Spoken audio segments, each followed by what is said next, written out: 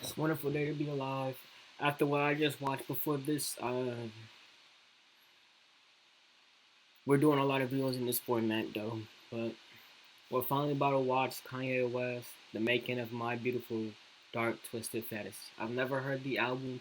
I've heard from Fantano's review about it. He called it a 6 or 5, but everybody else calls it the greatest album of all time. We about to watch it right now. Shout out the most unruly. Full Dark Twisted Fantasy is brought to you by Skillshare. Can I The please? first 500 people to sign up will receive 2 months. Shout out to free. Skillshare. Get your shit.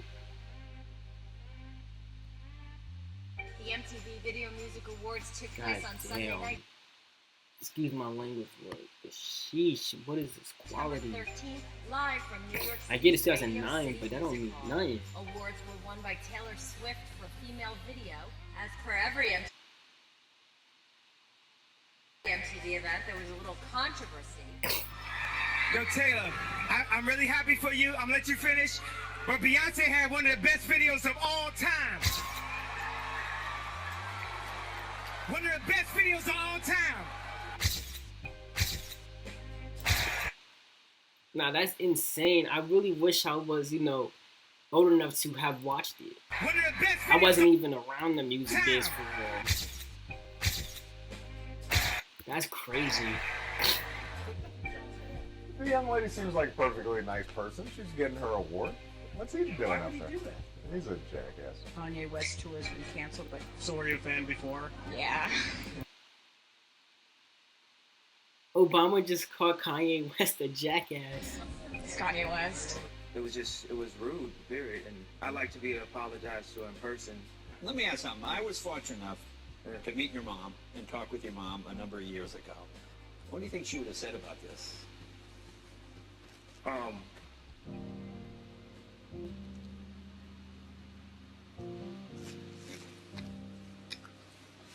Obviously, I deal with her. So many, celebrities, they never take the time off, and I've never taken the time off to really, just music after music and tour after tour and tour, and I'm just ashamed that my hurt caused. I'm not gonna lie, him doing what he's doing is hurting him. Like, take a break, Kanye. Take at least a couple years off, bro. You've done nothing but bring out bangers, bro. Just take a break, man. I need to, after this, take some time off and just analyze how I'm gonna, make it through the rest of this life, how I'm gonna improve. I wanna live this thing. It's hard. At this time, Kanye seemed to have truly done himself in. Many would blame the outburst on the bottle of Hennessy that swung around in one hand while he escorted Amber Rose down the red carpet in the other. But it was something deeper, and Kanye would acknowledge that he was in an overworked state, with the tragic passing of his mother weighing heavy on him. Whatever combination of emotions led to that moment, the media was there to back West into a corner, ready to publish every tabloid headline they could milk out of him. A grandiose tour with Lady Gaga was set to begin, but both artists mutually agreed to cancel the tour in the wake of the overwhelming public scrutiny. The only thing that could put a bandage on the situation was time. And I never listened to the album. I think I should listen to the album before I do this, but this time, Mos Def told Kanye that he needed to leave the country. He needed to go into self-exile, to regroup, far away from the paparazzi. Wow, Mos Def told him to do that? Moses always, he came to my house after the MTV Awards. He said, "Look, man, you gotta get out the country, man. This is just too much." I literally left America. I stopped doing music altogether. I just good. You need that. You need to get your mental straight, bro. You need to get your mental straight. I think after I don't remember when it came out. Probably like shit. I don't even know when the album came out, but probably like 2013 to 2011, 2011, 2010, I went to Japan just so I could get 2013. away from paparazzi altogether, and then in November I moved to Rome and just lived there. When in Rome, he interned at Fendi as he was getting serious about his fashion endeavors. He also made sure to soak in the art, music, and culture of these places. There was inspiration at every corner. Yet, Kanye claimed that he was done with music. He found fashion far more interesting. He enjoyed finding other mediums to work This is why he made his shoes. Still, Kanye couldn't help but think of music. As he spoke to Noah Callahan Bever of Complex, he explained that he was conceptualizing music that would have melodies like those in 808s and Heartbreak, mixed with the raw drums of Mobb Deep. And then when I came back to the States, Deep. I moved to Hawaii and lived there. Wow. Lived there for like 6 months and just worked on music again. I didn't know that part. On the island of Oahu, Kanye was brewing a new storm. This time, though, if he was going to make music, he would be facing higher stakes than ever. He would need to redeem himself in the eyes of the public. The outcast needed to prove his place in music. Good music would be his resurrection. He needed to remind the world that, love him or hate him, he's great at what he does. But he couldn't do this alone. He needed a team, and it was quite a team, with a roster full of all-stars. He flew them all out to the island to help create what Kanye set out to be his magnum opus. So he had Jay-Z, Pusha T, Rick Ross, I know that, Kid Cudi, Say Hi the Prince, what? Boyne Niver, Nicki Minaj, John Legend, and Raekwon. What? At the leisurely beauty of Hawaii, Kanye's camp was hard at work all day and night. Rihanna, The Dream, Charlie Wilson, Eli Jackson, I don't know, that's Alicia Keys, Elton John, and Fergie. Wow. Kanye booked Oahu's Avex. More? Ryan Leslie, Drake, Alvin Fields, Ken Lewis, Tiana Taylor, Tony Williams, and more. Wow. For 24 hours a day, indefinitely. Wow. At the time, fans were expecting Kanye's album to be titled Good Ass Job. As the album became darker, more progressive, and more complex, it became deserving of a more expressive title. Kanye announced the title My Beautiful Dark Twisted Fantasy on Twitter. The title was both lengthy and extremely blunt. I got to watch Kanye make some of the last record. Dark Twisted Fantasy record. Yeah, the Twisted Fantasy record, man. And, you know, he lived it. Yeah. He was living it. I was just impressed. Like, first of all, everybody in the studio had suits on. Everybody. You're kidding me. I'm serious. Yo, I thought he had, like, flown in a bunch of guys from, like, Europe or something. But, like, all the engineers and everybody was in, like, black suits and white shirts and black tie. Like, he set up a mood. Right. Yeah. That when you walked in there, you felt this mood. RZA. Working with him, and you know, I spent like 2 weeks out in Hawaii while he was working on this album, and looking at his regimen. I'm gonna tell you something this young man does, y'all. They get up every morning to eat breakfast together. His whole crew. They talk about yesterday and the next day, and the day of and the present. They plan. Going over breakfast, they sit there and they talk about what they're gonna do, what they did, and how to make the music better. Then they go exercise together. Go to the YMCA, they play basketball, lift weights, focus, get the energy out, get the chi up. And then they hit the studio around 4 o'clock. First he would do some charity work, fight all these kids and do some charity shit. So therefore he's doing a good deed of the day as well. Good karma. And then he goes to the studio. And he stays there from 4. And when I was there, we left at 4. So 12 hours of in the studio work. Then go to bed, get up, and do it again the next day. And doing wow. I know he was dedicated to the craft. We all know that. We all know that he was dedicated to the craft. He still is. It's just his mental is just not there, bro. His mental isn't there. His mental is just not there no more, bro. He needs to really take he needs to take an absolute break. Like this time a while. And just think about the shit that he's done. But this nigga knew how to make music, bro. Regardless of what anybody knows, regardless of what anybody says about what he's done, what he did, he knows how to make music, though. He lives that shit. Just of all that, the stylist comes in with pictures. The publicist comes in with publicity. You know what I mean? At the time, he had his girlfriend to come in with a little lovey-dove. And the way everything happened, though, was like focused energy, yo. I never seen that from a rapper before. I come from Wu-Tang Clan. You know, y'all know us. 5 of us show for the concert. Other 3 late. Some ain't doing it. Some is sleeping. You know what I mean? Because I know that now because of their show. Like that shit happened in the show, so that shit really happened in real life. And RZA is saying that shit because he was the person who put the group together. So that's crazy.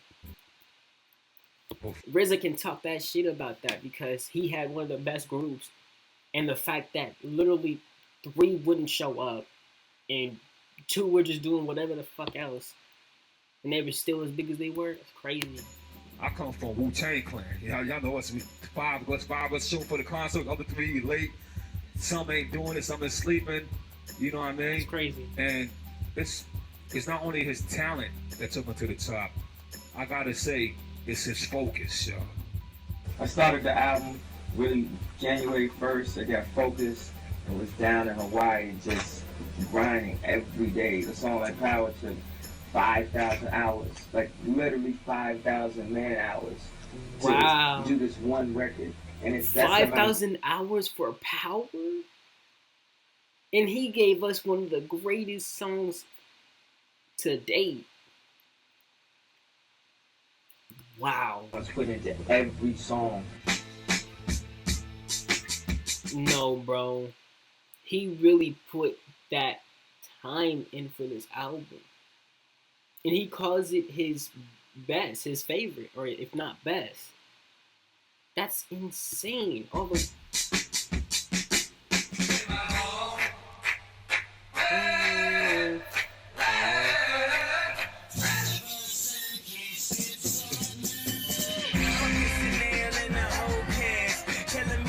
5,000 man hours to make the song. Like, and you can hear it so much work rewriting, rethinking about every line. I just needed time alone with my own thoughts. Got treasures in my mind, but couldn't open up my own vault.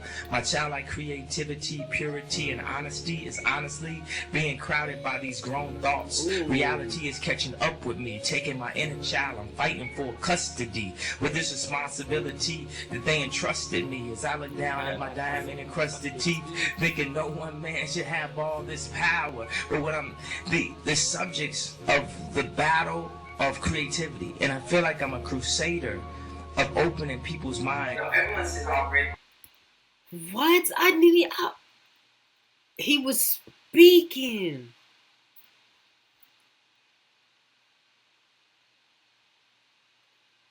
That don't even sound like the song that I've heard all these years. I never once heard that part ever.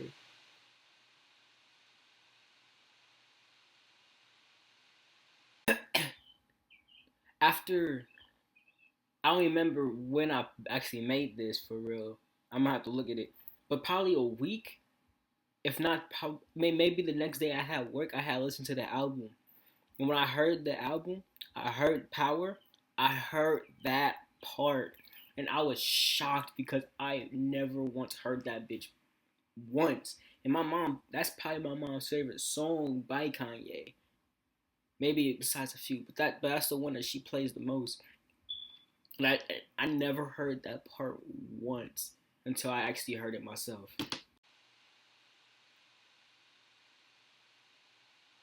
I mean, no. This part I've heard. I've heard this part. I've heard this part. Like I'm reading. I'm going through it in my head, and I've heard this part. I've heard this part. This part I've never heard for real.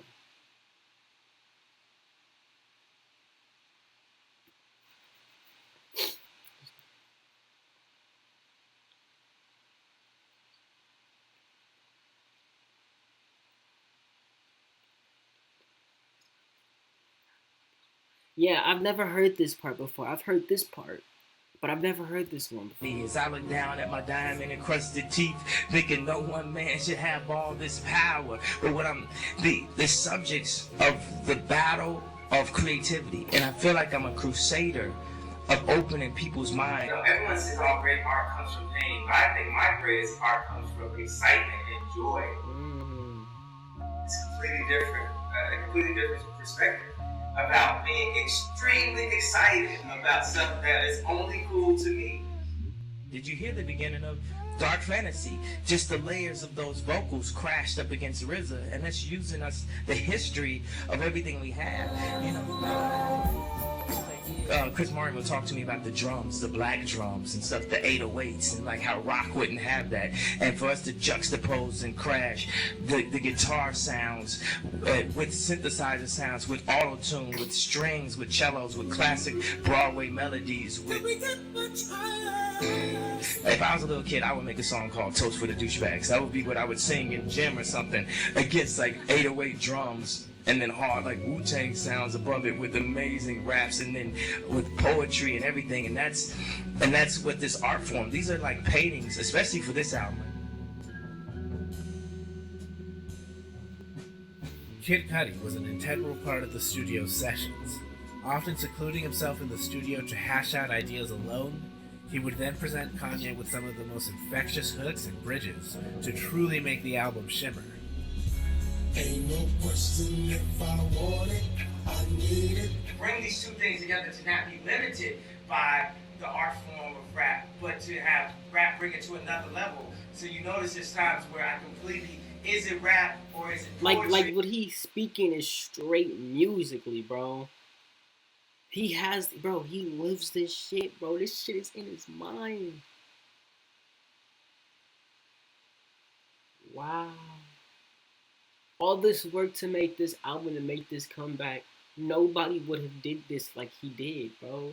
This literally shows the dedication he had for his music, or music in general, bro. He wanted this shit, but I get it, bro. His mom died, all this other shit was going down. But after this, it's like he started losing it.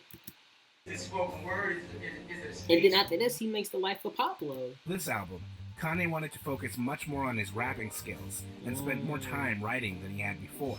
Prior to Dark Fantasy, most of his lyrics were come up with in the booth as opposed to being written first. Penitentiary chances, the devil dances and eventually answers. To the call of autumn, all them falling for the love of balling. Get caught with 30 Rasta cop, look like Alec Baldwin. In order to make the rapping even stronger on the album, Kanye had to tag team with heavy hitters. One of those hitters was Pusha T. He definitely makes sure that I've been heard, honestly, and that I've been out there. And I mean, we just work, man. We work. And this guy's a workaholic. Like he was like, "Hey, this is my album. I like how you rap. You can write to anything on this album." Man, I've always been a fan of the Clips albums. They made multiple hip-hop classics. In my world, every time that they would drop something, that's all we would listen to over and over and over. It's just like, we would just vibe and just really became cool, like on tour, like on the graduation tour, and just every interview that he would do, anybody ever like would just attack me. He'd just be like, are you serious? Are you kidding? Like, so he showed like a lot of just stand-up principles. I used to be in the studio with him and record playing like 5-6 years ago, and I would just be hearing this, and I'd be like, man, this man is amazing right here. People need to really understand the sincerity of his lyrics. When kilos came, we gave you Bobby Brown jaw. Pusha T was not used to rewriting verses. He is a wordsmith who is surgical with his lyrics. But when it came to his verse on Runaway, Kanye wanted Pusha to dig deep, to be even more of a douchebag, he said. He wanted the verse to sound like the worst person talking down to his woman. Pusha would later say that he was going through the ending of a real relationship. He felt he didn't have the emotion in him, but he ended up writing a scathing verse about a cold-blooded man in love with himself and his wealth. I did it. All right, I admit it. Features from Jay-Z, Rick Ross, and Sci-Hi the Prince naturally delivered quality bars, and a surprise appearance from Raekwon gave the album more grit. The samples used weren't the same uplifting soul sounds from his first 3 albums. And I don't know if anybody's heard this song. You can look it up online, Mama's Boy. With Ye, and we try things like, we do so many different versions of things. He did another version with Soulja Boy, like, too. He did so many versions, but I wanted you guys to hear one of Just the producers on Dark Twisted Fantasy. Kanye West, yeah. Andre Dawson, don't know who he is. Bink. DJ Frank E. Emily. Jeff Basker. Lex Ledger. Mike Karen. Mike Dean. No ID. Wow. Plain Pat. RZA. And S1. I mean, not M, but S1. Zap. Wow. That's a lot of producers on this one track. On this one album.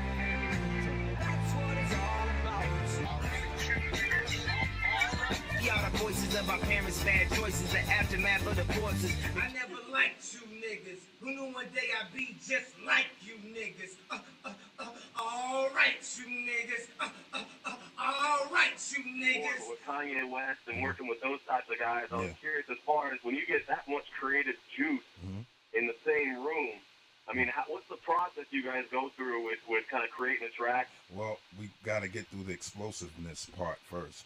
That means, you know, it's just like a big bomb about to, musical bomb about to explode in the room. But then we just kind of map out the ideas. You know what I'm saying? What we doing? What we gonna do? Once I get to playing beats, and then the ideas start flowing, and I wait for somebody to say that one. Add a little sugar. After 808s and Heartbreak, audiences realized the unpredictable nature of Kanye's style. The sample used for one of the standout tracks, So Appalled, is uniquely dark and atmospheric for a hip-hop song.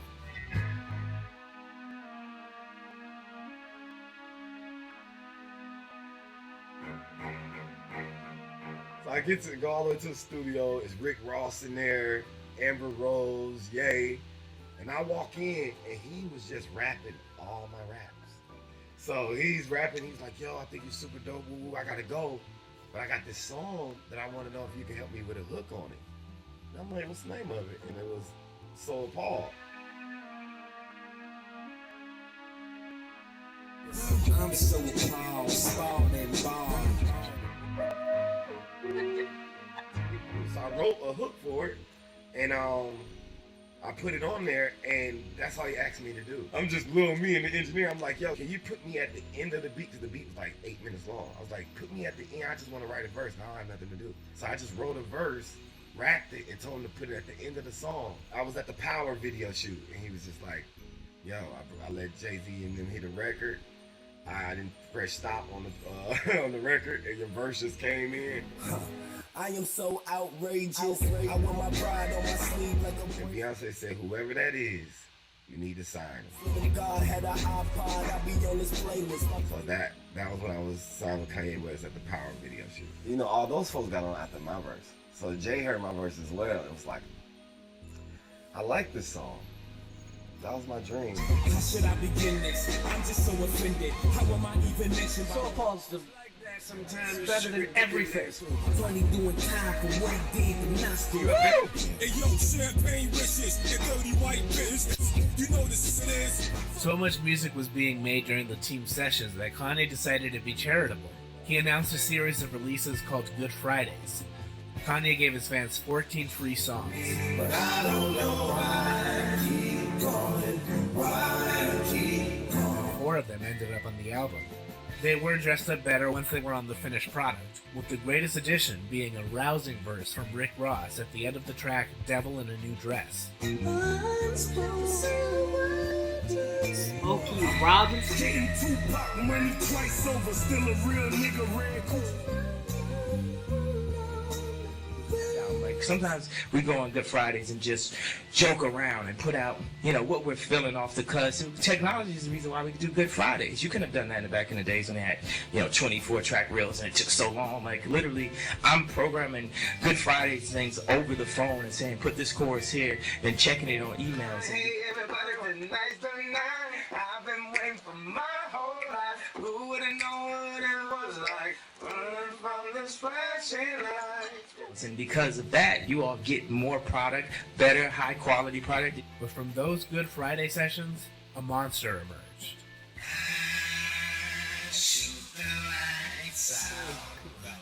Really, I was in Hawaii in the studio. Whoa. Dog, bro, he really made one of the greatest albums of all time, bro. Are y'all hearing the songs on this shit? The verses? The beats? What? Kanye, and I walked. He wanted to play something for me, And we all know Nicki. We all know Nicki dragged that beat through the fucking ground, revived it, and put that bitch back in the cement, bruh. We all know she killed that shit. He cut the beat on. He started spitting his raps this before he even laid the verse. Everybody know. Nicki Minaj actually in the studio. She's writing her verse. So I just laid back. And what I actually did was really just me being in the room. I knew the structure of the song, but I just did an intro for it. You know, fat motherfucker, now look who's in trouble as you run through the jungle, so you hear his rumbles. I wanted to do some different intro shit, like, you know, like if this was the Thriller album, because as I'm sitting in the room, I'm thinking to myself, this what must have working on the Chronic must have felt like. Kanye, Justin Vernon of Bon Iver, Jay-Z, and Rick Ross created a song that would go down in hip-hop history. Despite their contribution, no one shined better than up-and-coming rapper Nicki Minaj. That was the day Nicki Minaj dragged that beat through the fucking ground, nigga. She beat that motherfucker up and made that bitch her bitch, nigga. Oh God. Earned my respect as a lyricist. Before that day, she was a great entertainer. But for me, with my own 2 eyes, to get in the studio and see her write her verse, that when I heard and watched her lay it, I knew that was going to be one of the greatest verses of this year, as well as Kanye. He said it right then. That song, and that was a moment in time. I've never seen anything like that happen. Yeah. I remember Kanye called me and he said, I know this is good. I know niggas is gonna say this is the best verse of my album. I'm taking a chance by putting this shit on here, man. You know what I'm saying? He took other takes and put them together in one take. Pink with thick ass, give them whiplash. Because I did not want all those grunting sounds. These niggas out one track minded. He was like, nah, I like that. That's dope. I was like, no. She on a diet, it just should be just a couple, you know, just a couple. Now look at what you just saw. This is what you live for. And he was so like obsessed with that little dumb monster voice. He wanted it to be in the whole thing. I'm a motherfucking monster. The song was so good that Kanye pulled it from being a free song in order to use it as an official single for the album. And everything, I'm trying to bring a piece of my childhood out in every piece of music that I put out. The multi-instrumental talents of Mike Dean were utilized, with his production and engineering being pushed even more to the forefront than ever before. Ever since Dark Fantasy, Mike Dean's signature touch has been augmented on every Kanye collaboration. In terms of the different things that you do, what part of the process do you feel most comfortable with that you just enjoy? I mean, you've made mixing part of the production, you've made mastering part of the production. You don't think of them as separate processes, but what part do you enjoy the most? The creating the music part? Yeah, I like playing guitar solos. Oh, really? Yeah. Like, how do you view songs where Rick Ross comes in 6 minutes after a guitar solo? I'm offering so much more. Like, the songs are 7-8 minutes long. Like, how do you even send this in for reviews? Why would people even like play themselves to even review it? You haven't even heard that before. And now we'll go to the radio. Now that's wrong, motherfucker. Now play this. Play this 5-minute song that completely f***s up your programming. Like, play this. That's a lineage of. It's the best respect that we can pay to like great artists that have inspired us so much, is to never sell out. All of the Lights would show the peak of Kanye's collaborative and curation-based production. Production of All the Lights. You gotta come out of DJ. Shakers, trumpets, saxophone, vocals, alto, soprano, and tenor. Elton John, Alicia Keys, Rihanna, Drake, all of them on there. He ain't asked them to sing their own verse or their own part. He asked them, cause you sing a melody for a background, like they singing "We Are the World." You know how everybody sing "We Are the World." You ain't got them in there. Alicia Keys in there, pregnant.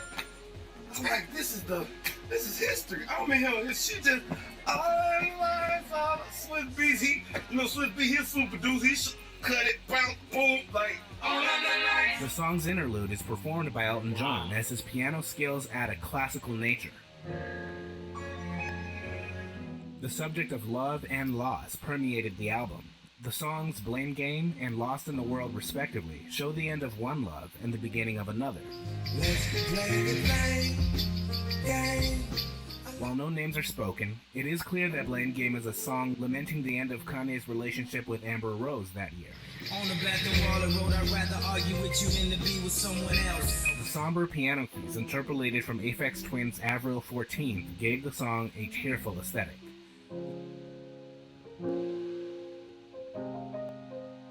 The tragic outro of the track is performed by comedian Chris Rock. I stopped in there a few nights. Yeah. And we did the blame game. Baby, you done took this shit to another mother level. Although it's genuinely funny, Chris Rock goes on a monologue from the perspective of a man sleeping with Kanye's girlfriend. Just as Kanye says his lover forgot to hang up her phone, their conversation begins to play in the background. I heard the whole thing. Lost in the World, on the other hand, is a song about the beginning of love. Having sampled Woods by Bon Iver, Kanye had recruited Justin Vernon to help him complete the track.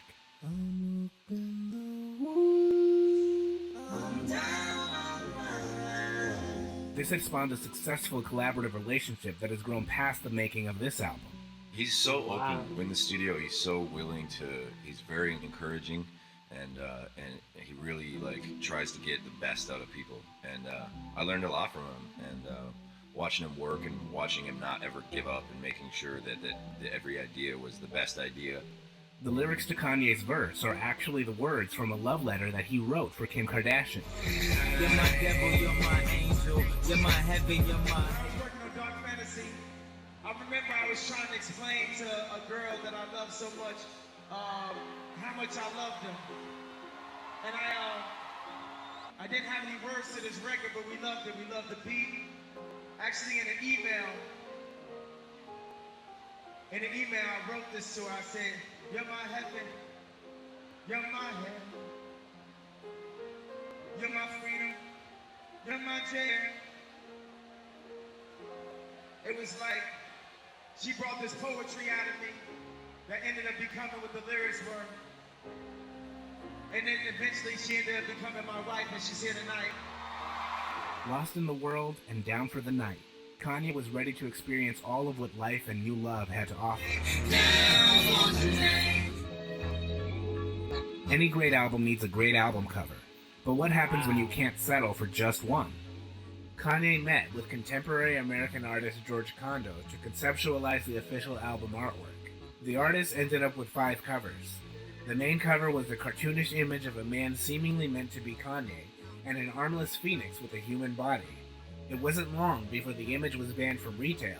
In fact, people ask me about that cover with the phoenix. I'm like, if I was 5 years old and somebody had that drawing, I would be jealous of it. Like, man, how'd you come up with that? The girl with no arms, with the wings. Like, man, that's awesome. Look at those colors. The cartoon is a very bizarre weapon against this sort of intellectual concept of what our supposedly high art culture is all about. For example, when I did the Kanye West album cover of The Dark Twisted Fantasy, I used a sort of a cartoon language in this painting of this interracial couple. That idea of an interracial couple on the cover of an album was something that had never been done. You either see one or the other, but you never see that. And to use a sort of childlike way of expressing that blew so many fuses that they really had to ban it. They couldn't put it out because it was too close to a language that kids were familiar with, but the subject was too politically charged for children to say understand. And then it also infuriates the older generation to see, like, suppose they subjectify the idea of their child making something like that, not something they could show in school to their teacher. And so the cartoon is a strange weapon in that sense. We just pixelated the cover.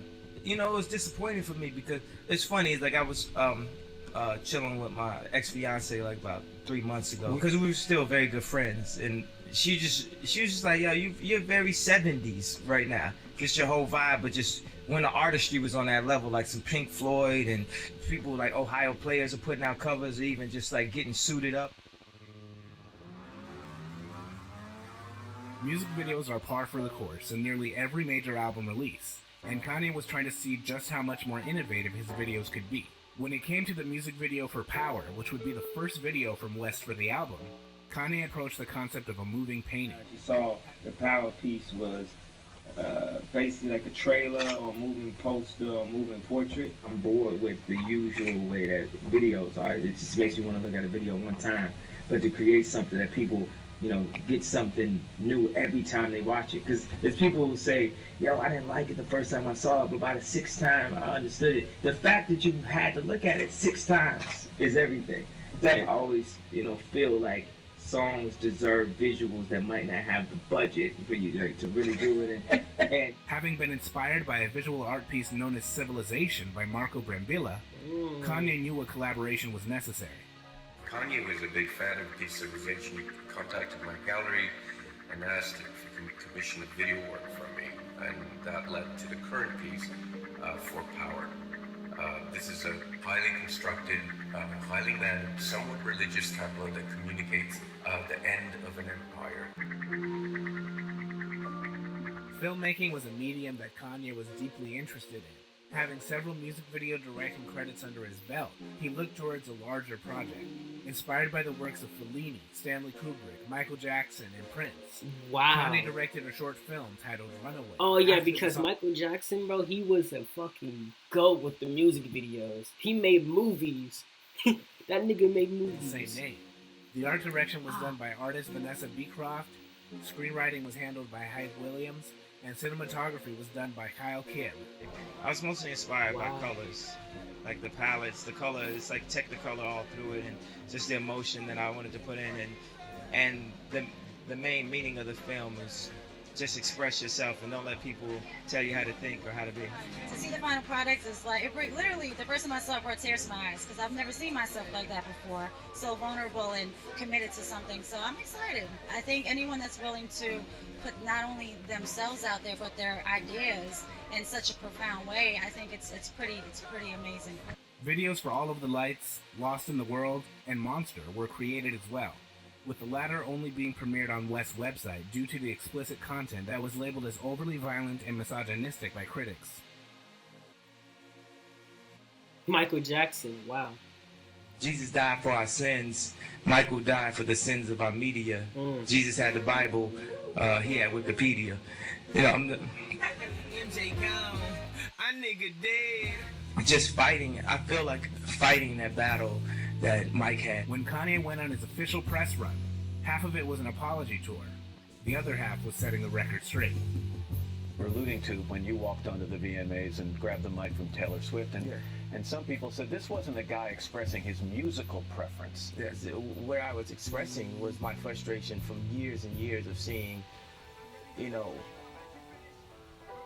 how am I supposed to talk if you're gonna run this thing in the middle while I'm talking? I'm hearing it while I'm trying to talk. Okay, can you take the sound out of the overheads, please? With Taylor, with this 12-year-old, 18-year-old girl, cutting her off, it showed like a lack of compassion with everything she went to deserve this one moment that just shouldn't even be categorized with the greatest living artists that we have today to even be put in the same category. It's just disrespect. Was retarded. Well, what's funny is I have to just defend Kanye for a real quick sec because I really like him, and he's been so good to me. He came out to the air show in London, and he reminds me of a guy I grew up with. The thing that nobody talks about when that whole debacle went down is that he was right. But, he wasn't. The Beyonce video was the best video of the decade. What's so arrogant about that moment? If anything, it's selfless. If anything, I'm walking around now with half an arm trying to sell albums and having it going, and then walk in rooms and be afraid of like my food getting spat in, and people, I lost all total respect for you. Oh, it's the best video of the decade. The most influential, most memorable. You can't tell me anything that we remember more in the past 10 years. So the audacity of it losing anything, it should be like Lauryn Hill when she won all those Grammys, you just couldn't lose. Guarantee if it was the other way around, and Taylor Swift was 15 years into the game, and on her 40th video or 50th video, and she made the video of her career, do you think she would have lost to a brand new artist? Hell no. Kanye's song Runaway, which he had named his film after, would be premiered at the 2010 VMA Awards. Kanye was nervous to return to the stage, and the audiences were anticipating new antics. But there were no antics this time, just art. It was not guaranteed to gain their love. Yeah, but he was determined just to earn their art, respect. bro. I just want y'all to. I just want to gain the respect and your approval back.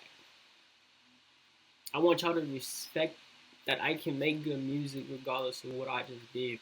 I want y'all love, and I want y'all love, and I want y'all to see me as someone who makes great music.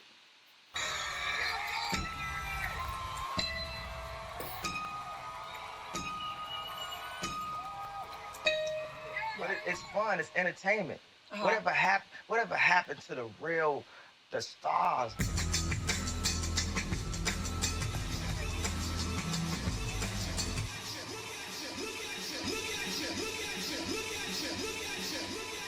The rock stars. Whatever happened to the Muhammad Ali's? Like.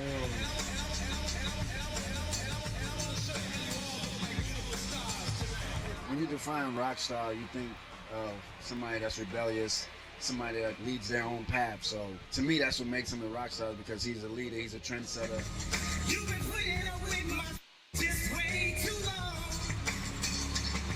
It's like life is in color, and I plan to be bright red.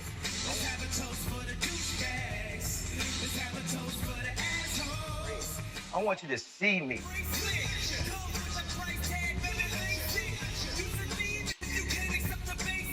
I'm disrespecting the amount of blessings that God has given me to not scream it out loud.